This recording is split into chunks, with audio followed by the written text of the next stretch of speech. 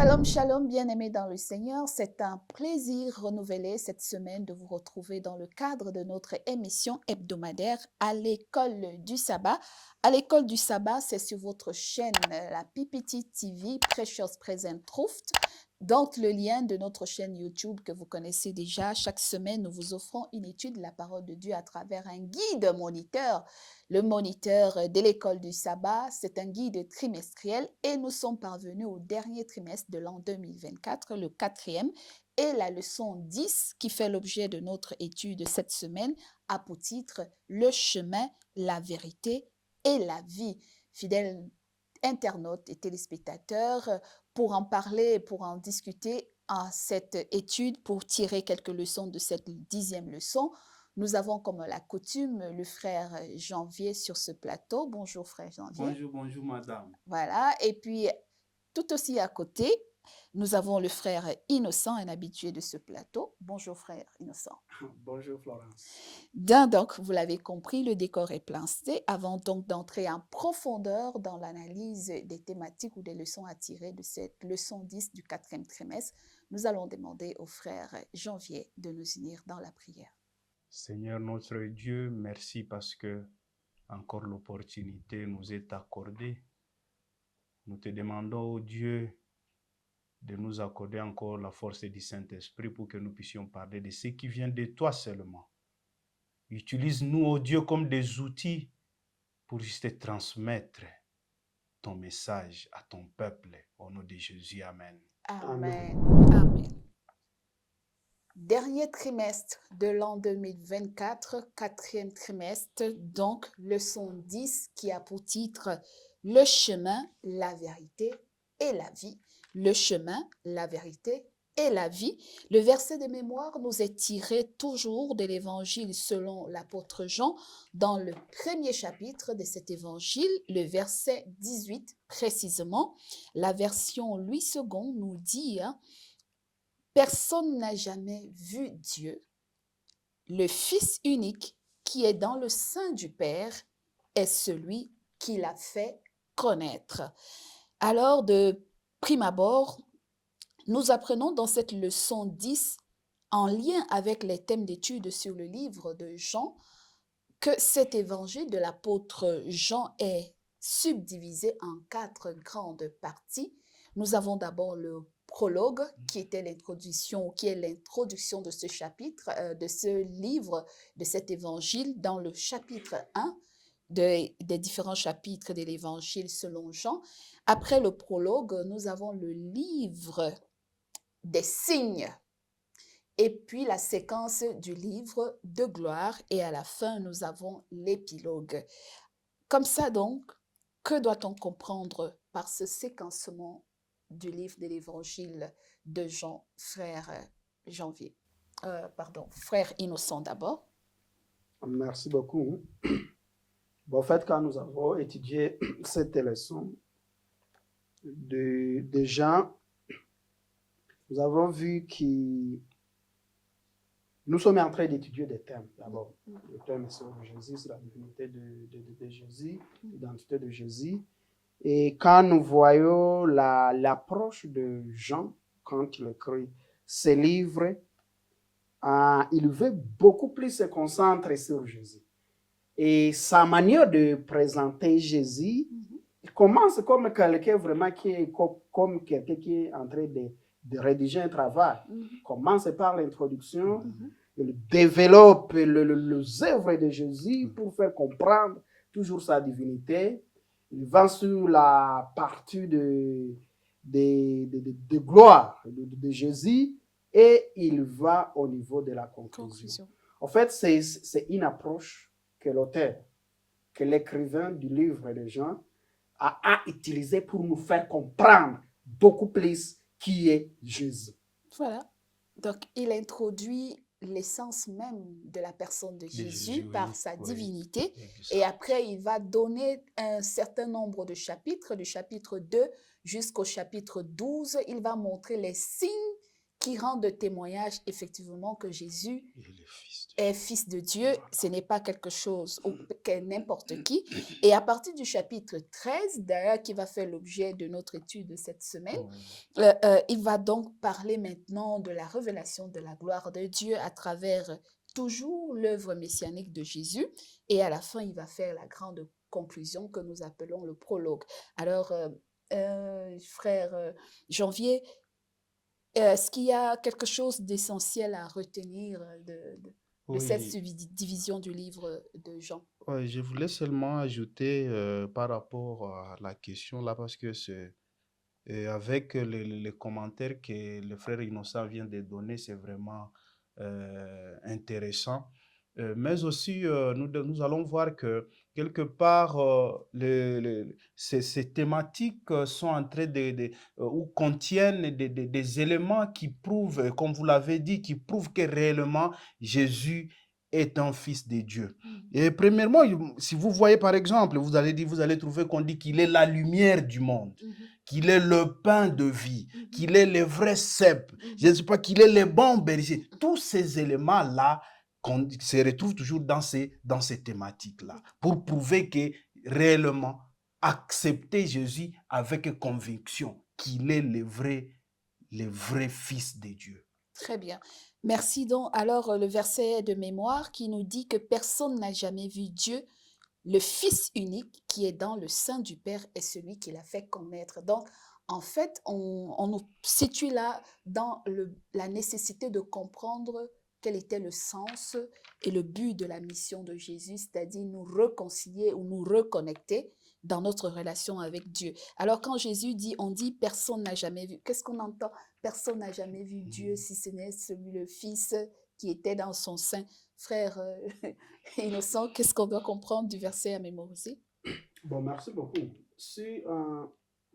Si nous voyons les titres même de la leçon, les chemins, la vérité et la vie.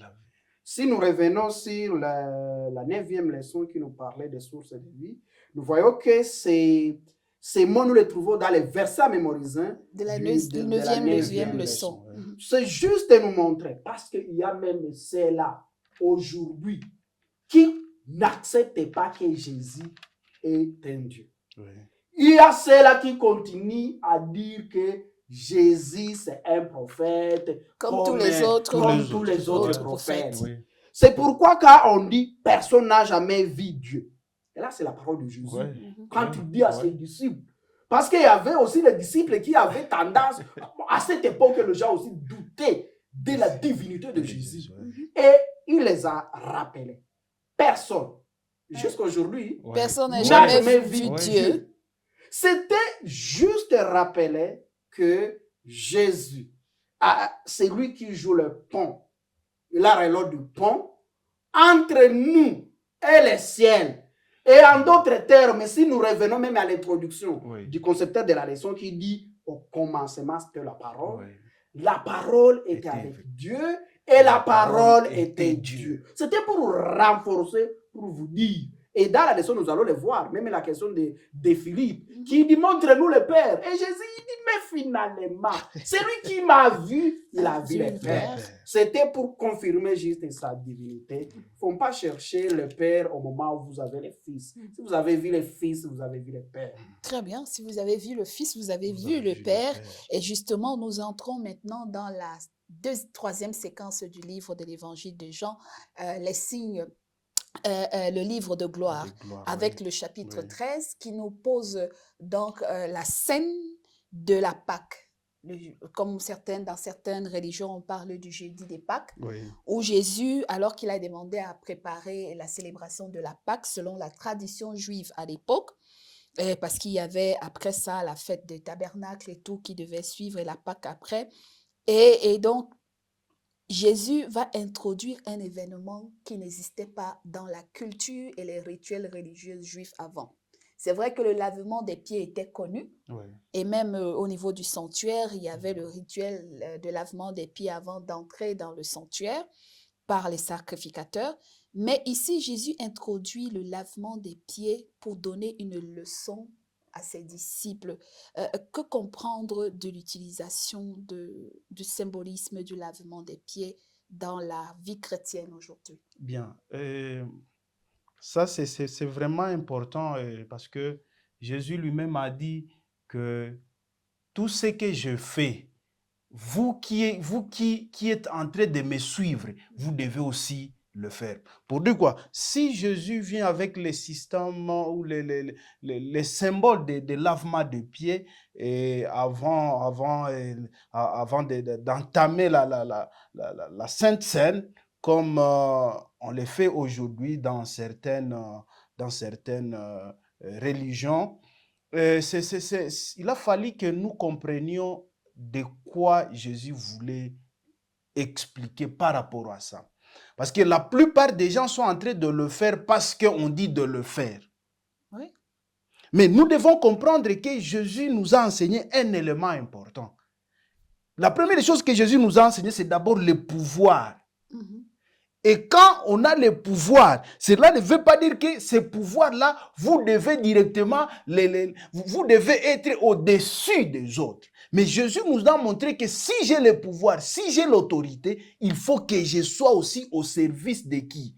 Des autres. Et c'est pour cela, quelque part, il va commencer par vouloir laver les pieds de Pierre. Et quelque part, Pierre va dire, mais il a fallu me laver tous les corps. Mais Jésus a montré que même si, et quelque part Pierre disait que mais comment celui-ci peut arriver à nous laver les pieds? Or, alors que c'est lui le maître. Voilà, et d'ailleurs ça c'était quelque chose, c'était un acte ou un travail qui était réservé seulement aux serviteurs. Aux esclaves et aux esclaves, et voilà. aux serviteurs. Pour dire que Pierre voyait que mais c'est Jésus qui est le maître. Mais comment il peut me laver le pied? Mais Jésus voulait montrer que même si je suis le maître, mais je suis au service de qui? De l'humanité. De l'humanité. Merci donc, frère. Bon, j'ai un autre élément, oui. tel que Janvier l'a dit. La première leçon que Jésus voulait donner à ses disciples, c'était la notion de l'humilité. Mais deuxième leçon est la leçon la plus importante. C'est que lorsque Pierre lui dit, donc comme tu veux réellement me laver, tu ne me laves pas. Le pied tout simplement. Me laver la tête, les mains et tout le corps. Jésus lui répond, c'est lui qui se lave les pieds. Il est déjà purifié. Ça symbolise autre chose. Oui, nous allons à Ésaïe 52, 7e verset, qui nous dit qu'ils sont beaux sur les montagnes, les pieds. Les pieds là que Jésus a lavé. Les pieds de celui qui apporte la bonne nouvelle, qui publie la paix, de celui qui apporte de bonnes nouvelles, qui publie le salut, de celui qui dit à Sion, ton Dieu règne. Voilà la leçon, la grande leçon même que Jésus voulait enseigner à ses disciples. Lorsque nos pieds sont liés deux fois par l'ennemi Satan, qui fait assez que nous ne puissions pas apporter, publier la bonne nouvelle, la parole de Dieu. Alors, lorsque ses pieds, quand Jésus lave ses pieds, c'est pour nous délier de chaînes de Satan, pour que nous ayons cette force de publier la bonne nouvelle qui est la parole de Dieu. Très bien, c'est très important. Hein? Et puis, donc, ça nous purifie de nos faiblesses, ça nous lave de nos péchés et nous sommes déliés pour pouvoir accomplir un ministère de paix, pour annoncer la paix. Donc, je suis le chemin, la vérité et la vie, nous dit encore Jésus-Christ, le Logos. Qu'est-ce que la vérité? Comment vous comprenez le Jésus qui s'est défini comme la vérité, frère Janvier? Oui, exactement. Et nous devons savoir que d'abord la vérité, c'est Jésus lui-même. C'est Jésus lui-même qui est la vérité. Mais aussi, nous devons savoir que quand on parle de la vérité, il y a la question de la morale et la fidélité ainsi que la volonté. Envers qui? La volonté envers Dieu. C'est-à-dire, quand on est en train de marcher selon la volonté de Dieu, quand on est en train de faire tout ce qu'on fait selon les exigences de Dieu, ça veut dire que nous sommes en train de faire, de suivre la vérité. Oui. Pour dire que, par exemple, Jésus lui-même l'avait dit, je suis la vérité, je suis le chemin et la vérité. C'est-à-dire, si nous suivons tout ce que Jésus était en train de faire, cela prouve que nous sommes en train de suivre la vérité. Et donc, et on a fait une certaine comparaison entre le logos, vérité, Jésus, Ouais. et le mensonge, frère Innocent. Bon, merci beaucoup. En fait, quand nous revenons toujours dans l'introduction du livre des Jean, tout ce que nous faisons, tout ce que nous parlons, ça a un rapport avec les saluts, la vie éternelle. Sinon, on n'avait même pas intérêt d'être ici sur le plateau. Si la vie éternelle n'existait pas, si le salut n'existait pas. Même si le salut n'existait pas, pourquoi Jésus serait mort sur la croix? Et la Bible dit, là, l'introduction le premier chapitre, au commencement de la parole était avec Dieu et la parole était Dieu. Nulle chose n'a été créée sans elle. Sans elle. Alors, je reviens sur la vérité. Actuellement, il y a la théorie du darwinisme qui prône que nous n'avons pas été créés, que nous sommes le produit de l'évolution. Ou du hasard. Ou du hasard. Voilà un peu à quoi ressemble un mensonge. Lorsqu'on dit que tout ce qui existe, c'est un produit du hasard, ça c'est un mensonge et on met en cause Dieu qui est le créateur. Très bien. Et la parole de Dieu nous dit que tout ce qui existe a été créé par Dieu. Et par Jésus, donc la parole. Jésus donc fait un discours d'adieu à ses disciples justement à partir de cette scène de la Pâque, dans la semaine de la patience, et aussi le discours de revoir et la promesse du retour. Comment allier ce discours « je reviendrai » et la croix quelques jours ou quelques heures après. Et à peine il promet le retour, qu'il revient. Et puis il leur dit même d'abord, je m'en vais, mais je reviens. Qu'est-ce qu'on comprend, frère Janvier? Est-ce que c'est contradictoire? Comment croire à la promesse alors que la croix est à côté? Oui, merci. En fait, c'est quelque chose qui est tellement aussi étonnante, mais même si Jésus allait le dire aussi à nous-mêmes, nous tous aussi, on n'allait pas aussi comprendre. Mais il y a quelque chose que Jésus voulait juste apprendre aux disciples et que les disciples aussi n'arrivaient pas à comprendre. Quand Jésus dit, il parlait de je m'en vais. Et en plus, il va introduire aussi la question de quoi? Du retour. Du retour, ainsi que la croix aussi est là. Je vais mourir encore.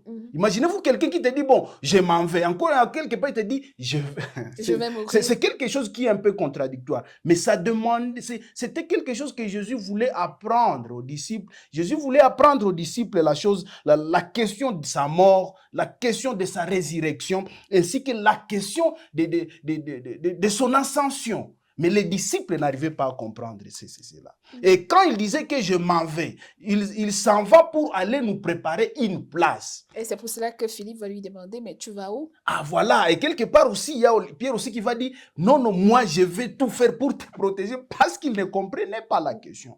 Mais Jésus voulait juste nous montrer aussi à ses disciples sa mort, sa résurrection et son ascension, ainsi que son retour. Voilà. Oui. Merci beaucoup, alors, frère Janvier.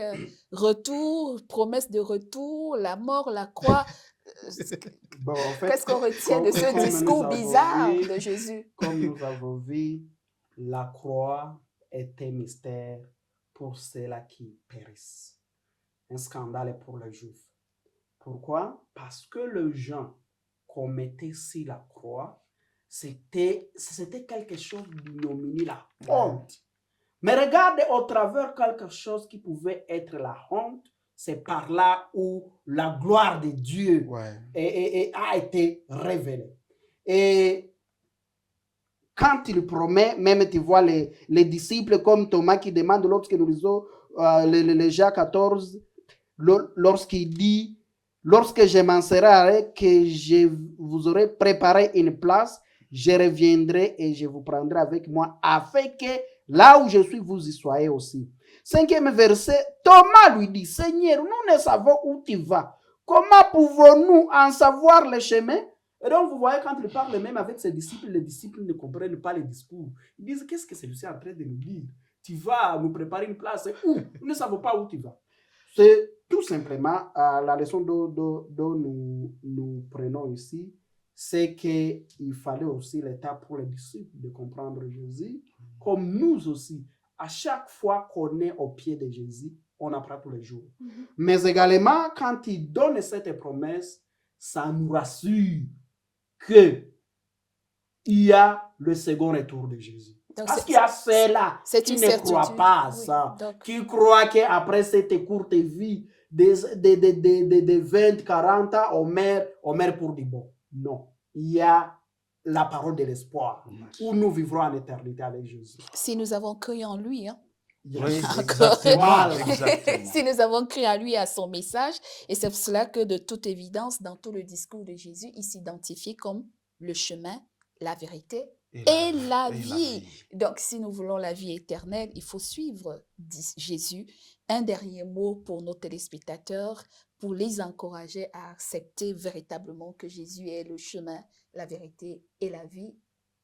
Oui, je veux juste donner au moins 2 versets que je voulais que tout le monde, nous tous, ceux qui sont en train de nous suivre, puissent aussi prendre ces versets en considération. Je vais d'abord commencer par Jean chapitre 5, le verset 39. Jean chapitre 5, le verset 39. Vous sondez les Écritures parce que vous pensez avoir en elles la vie éternelle. Ce sont tels qui rendent témoignage de moi. C'est-à-dire, ayons toujours le temps de consulter ces Écritures, parce que ces Écritures ici rendent témoignage de celui qui est la vérité. Et celui qui est la vérité, c'est Jésus-là. Et puis, ayons confiance à ces Écritures, à cette vérité qui est notre Seigneur. Et ce sont ces Écritures qui nous révèlent que Jésus a fait cette promesse de son retour et qu'il voilà. faut l'attendre. Un dernier mot, frère Innocent, sur Jésus, le chemin, la vérité et la vie. Merci beaucoup. C'est juste de Dieu déjà, c'est ce verset de Jean 8, le 32e verset. Jean 8 et 32e verset qui nous dit vous connaîtrez la vérité et la vérité vous rendra libre. Puisse Dieu nous aider à comprendre cette vérité au travers les saintes Écritures, parce que c'est l'unique endroit où nous pouvons découvrir la vérité quand nous sommes dans les Écritures. Très bien, merci. Donc, je voudrais aussi, pour conclure ce débat ou cette thématique, le chemin, la vérité et la vie, c'était le titre de la leçon 10 de notre 4e trimestre de l'an 2024, le tout dernier de l'année 2024, avec ces paroles de toujours l'apôtre Jean, cette fois-ci dans l'épître, de 1 Jean chapitre 5, le verset 20 et le verset 21. 1 Jean chapitre 5, verset 20 et verset 21 qui nous dit « Nous savons aussi que le Fils de Dieu est venu et qu'il nous a donné l'intelligence pour connaître le véritable ou la vérité. Et nous sommes dans la vérité ou dans le véritable en son Fils Jésus-Christ. » Verset 21, « Celui qui est le Dieu véritable et la vie éternelle. Petits enfants, gardez-vous des idoles. » Puisse le Seigneur donc nous aider à intégrer cette vérité qu'en dehors de Jésus, il n'y a point de pont qui nous unit au Père, qui nous réconcilie au Père. Si nous détachons de Jésus, c'est que nous sommes attachés aux idoles. Mais si nous revenons à Jésus, la réconciliation avec Dieu est certaine et les promesses de son retour et de la résurrection sont également certaines. Puisse Dieu nous bénir et nous affermir dans cette foi. Ce n'est pas facile, c'est une question de foi et seul le Saint-Esprit de Dieu rend capable de nous convaincre de cette vérité. Soyez donc bénis, partagez, likez. Envoyez-nous vos commentaires, n'hésitez pas, abonnez-vous également si vous êtes intéressé par nos leçons. Merci à notre technicien Ephraim Grec de l'autre côté de nos micros et de la régie qui nous accompagne dans l'enregistrement de ces programmes et dans leur post-production. Nous allons demander pour nous séparer à Innocent de nous unir dans la prière. Prions. Éternel Dieu, à ces instants, tu viens de nous parler, de nous rappeler le chemin, le vrai, la vérité, la vie. Permets que cette leçon puisse faire en sorte que nous puissions découvrir le vrai chemin, la vérité et la vie au travers des Saintes Écritures. Que ce soit une source de bénédiction qui nous conduira dans ton saint royaume au nom de Jésus. Amen. Amen. Merci, shalom, et à la semaine prochaine, s'il plaît à Dieu. Au revoir.